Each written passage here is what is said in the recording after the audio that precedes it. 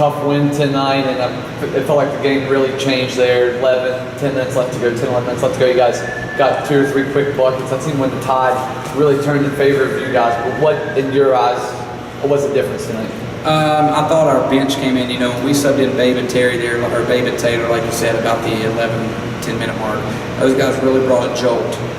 Rob made some shots in the second half, but those bench guys that came in and made plays and battled. Taylor got a big off. Taylor blocks the shot at the rim and then runs down to the other end, gets an offensive rebound and play in.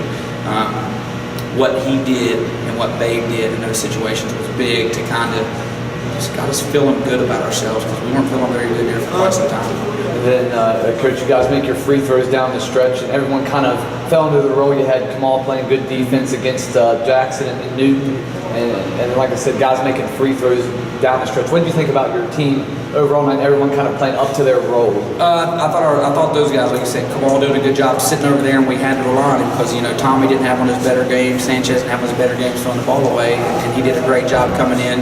And they tried to foul him. He made his free throws. We made enough plays down the stretch, but those guys in the bench really stepped up, because our first group, and you look down the line here, we had 1, 2, 3, 4, 5 guys that had 3 turnovers. And that can't happen. That makes it tough to win, but we'll take it. We're not giving it back. And Coach, we talk about it every single night. It seems like you look up and Demetrius Wade at halftime has 13 and 9, finishes with 19 and 16. How big was he there, especially at the end of the first half, just driving the ball to the rim? He was huge. Driving the ball to the rim. But in the first half, he had 6 offensive rebounds. That's in 20 minutes of action. He kept us in it there at the end of the first half, just playing tough, doing what he does, and thought he responded well. But one thing when you say that about it doesn't surprise me. He does it every day. I mean, he does it every day in practice. He does it every game. He doesn't know any way to play, but as hard as he possibly can. So, thank goodness he's in our team.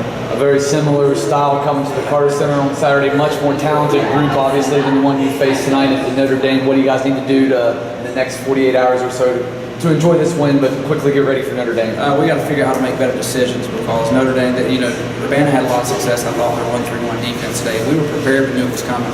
And Notre Dame will do the same thing. So we've got to find a way to make better decisions against the 1-3-1. 17 turnovers is way too many against a team that's in the zone. So we've got to find a way to do that. We've got to find a way to get the ball to the interior in that zone. So like you said, quick turnaround.